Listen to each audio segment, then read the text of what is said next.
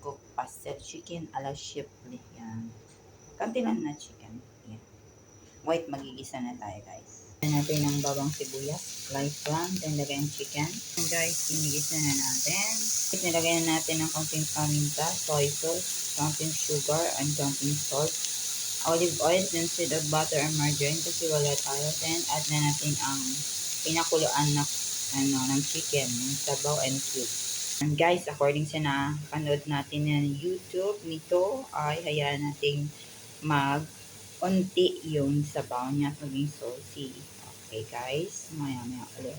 Then add onion leeks and chili later. Next time, lagyan natin onion leeks sa kanyang chili. Chicken pastel a la Shipley. Yan, wala lang.